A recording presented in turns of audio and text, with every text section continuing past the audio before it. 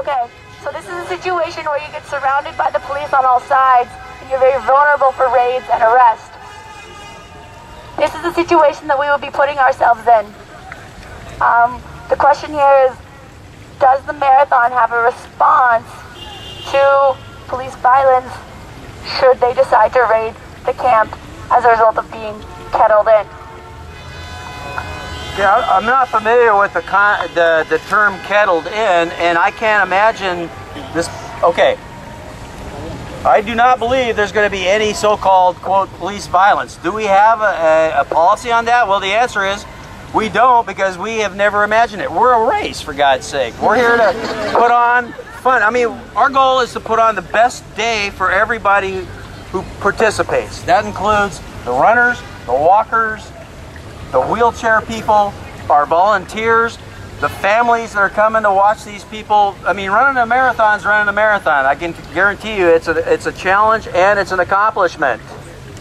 So, I mean, it's hard. I can't imagine it's going to happen. I don't think it's going to happen. A deal's a deal, guys. I mean, you know, we're all acting in good faith here. And I know you guys are, and I know you support us. And so, you know, let's all work cooperatively and together. I'd like to follow up on that. Based upon the meetings that the city, Portland Marathon and Occupy Portland were at today, we saw no hostility, no contentiousness, and the question that I was asked earlier was, if there is an incident of police violence or an arrest, does the Portland Marathon have an official policy?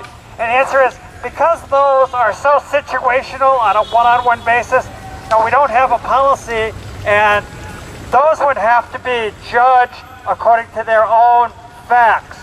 So all we're doing is saying that we don't foresee that, and as far as we know, there aren't any plans to do anything like that. I have a question for you. Okay, can I? Actually, that fellow in the back had his hand up, and then we'll take yours. Go ahead. Before we get started, I just want to say, My microphone is flat. to honor the time of the Portland Marathon, we said we'd ask for half an hour. We are at half an hour. Let's Okay. have a conversation, guys. That's what we're here for. Please, please limit. Please try and limit your comments to questions that we can answer with these people here, and not repeat each other. If you've already asked one question, please refrain from asking another question so other people can get their voices heard. Thank you. Okay, I would like to say I do not feel that you made a compelling argument to justify putting up the curtains around us. In that light, where have you shown that you're willing to make any compromise with us?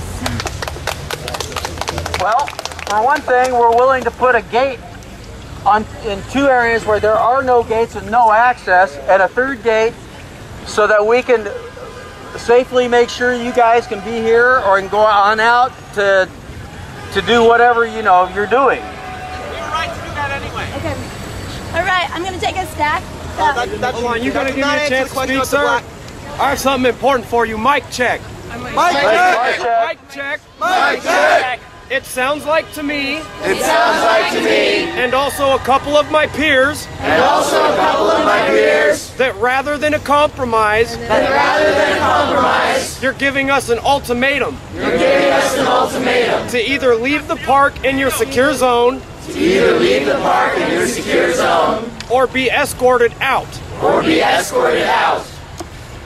We're not doing that. We are compromising with you guys, because if you want to stay in the park, that's a decision you guys are going to make. What I'm saying is, this is a critically secure area, okay? Critically secure. And we have to do that in order to maintain the safety of all of the participants, including yourselves.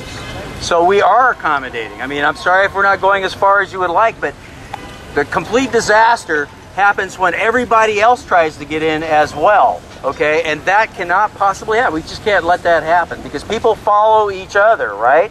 And we all look kind of the same, only different. So we can't tell who's going to be living in the park and who's not living in the park. We won't know that. So we're doing the best to make an accommodation, we're going to, as I understand it, there'll be people from your group that will be working with people from our group, and that's the choice you decide to ultimately make. Unfortunately, safety concerns are obviously a priority for us, and I know they're probably a priority for you guys too, because nobody wants to get hurt here. Okay, I'm going two right here. Okay, so how are the... I don't want to do that. How are the entrances in and out of the park going to be policed or watched? Like, who's going to be there watching who goes in and out? As a practical matter, on a Saturday night, we always hire a security company.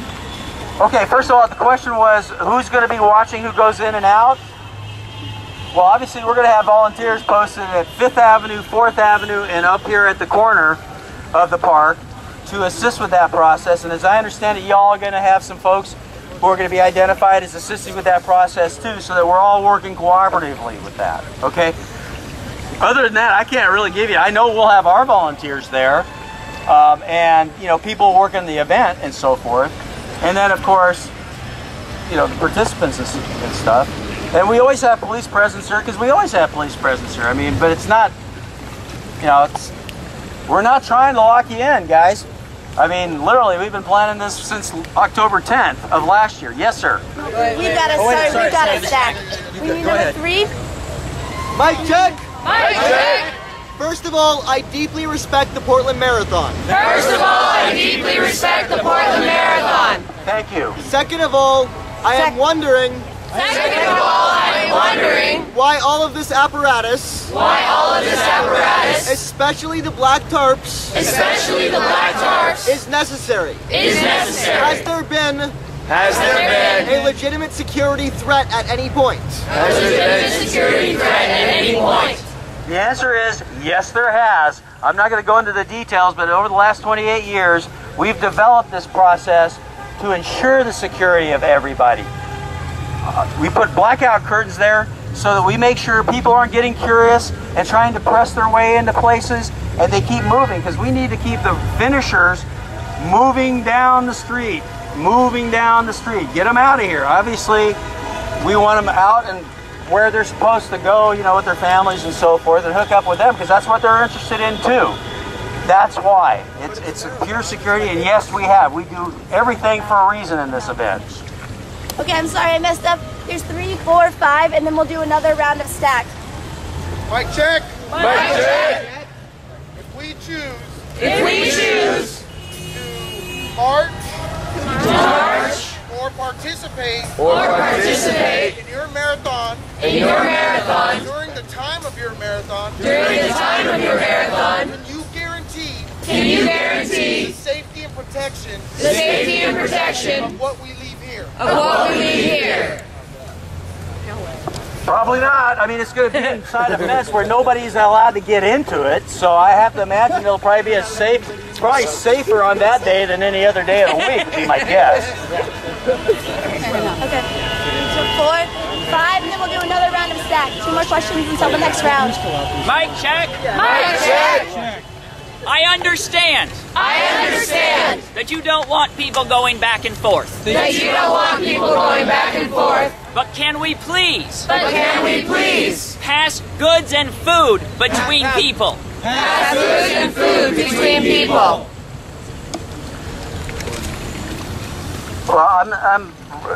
could you clarify that a little bit? What do you mean passing? What are you talking about exactly? I would like to pass food to the protesters from the outside of the fence. If you guys, okay, the question was, if somebody wants to go out and get food and pass it back inside, if you got somebody going up there waiting for it, I guess that's your business. Thank you. Thank you.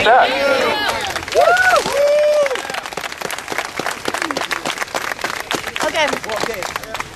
What I would like to say though, and this is key, the problem is we're going to have a lot of people moving, so you've got to be mindful of the fact that they've just run 26 miles. They're probably not in the best shape they've ever been in, or maybe they are in the best shape they've ever been in. But the point is they're not thinking about it, because our goal is for those folks to show up and not have to think about anything except beating the crap out of themselves while running. okay? And they should not have to worry about traffic out on the course or anywhere else. You know, that includes trains, planes, automobiles, random, you name it. So, you know, as long as the integrity of the operation and the safety and security of everybody is maintained, I think that's a mutual goal we all share, actually. Okay, we're gonna do another round of 5 stack, starting with the woman in the hat here. Hey, I'm just pausing for a second. Mic check! Mic check! Here you go. I'm just trying to clarify. I'm just trying to clarify that I understand correctly. that I understand correctly. We can stay in the park. We can stay in the park. And if we leave just on Sunday. And if we leave just on Sunday. We can't come back till the afternoon. We can't come back till the afternoon. But we can come back. But we can come back. Public park, you know, once the race is over, believe it or not, that's it. I mean, once we start tearing down, we just turn the park back over to everybody that's still. I